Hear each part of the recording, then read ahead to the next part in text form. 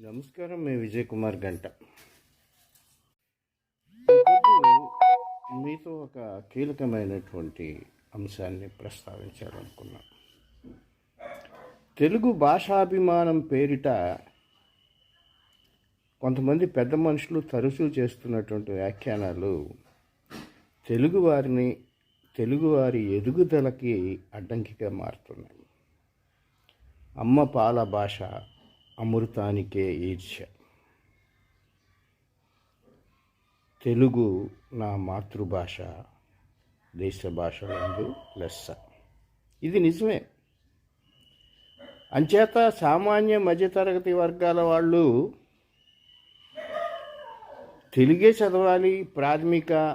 ప్రాథమికోన్నత పాఠశాలలు అంటే ఇప్పుడు కేటగిరీలు మారినాయి. కొత్త విధానంలో ఒక నినాదం పెట్టడం, తెలుగు చదవకపోతే వాళ్ళకి ఉద్యోగాలు ఇవ్వద్దని కొత్త డిమాండ్లు పెట్టడం.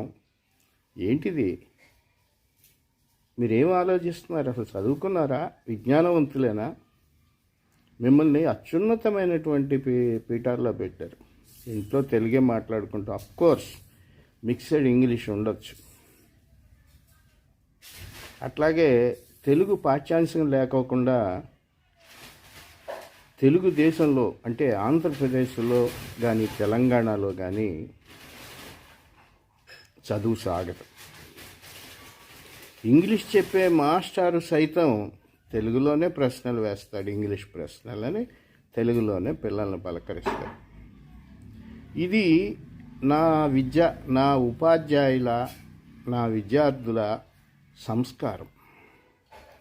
గ్రామీణ ప్రాంత పాఠశాలల్లో లేదా ఇంకా గ్రామీణ వాతావరణం వేడనటువంటి పట్టణాల్లో, నగరాల్లో, ప్రభుత్వ పాఠశాలల్లో జరిగేది ఇదే. మాధ్యమం ఇంగ్లీష్ ఉన్నంత మాత్రాన తెలుగులో మాట్లాడరు, తెలుగు తెలుసుకోరు, తెలుగు రాయలేరు అనుకోవద్దు. ఒకప్పుడు మీరు హిందీ భాషను వ్యతిరేకించారు. ఎందుకని? అప్పుడు మీరున్నటువంటి విద్యార్థి సంఘం యొక్క నినాదం అది. ఇప్పుడు ఆ విద్యార్థి సంఘం దేనికైతే అనుబంధమో అది అధికారంలో ఉండి హిందీ కావాలంటుంది, హిందీకి మాట్లాడొద్దు అనటం ద్వారా నేను తప్పు చేశాను. అఫ్కోర్స్ ఇప్పుడు అనట్లేదు అనుకోండి, మీరు ఆ పార్టీలో క్రియాశీలకం అయిన తర్వాత, పదవులు అనుభవించిన తర్వాత. ప్రతిసారి తెలుగు పేరిట మధ్యతరగతి ప్రాథమిక వర్గాలకు చెందిన వాళ్ళని చిన్నబుచ్చకండి సార్. తెలుగు మా మాతృభాష. చూడండి, నేను తెలుగులోనే మాట్లాడుతున్నాను, మీరు తెలుగులోనే మాట్లాడుతాను. మీ మనవాళ్ళు మాత్రం ఇంగ్లీష్లో మాట్లాడుకుంటారు.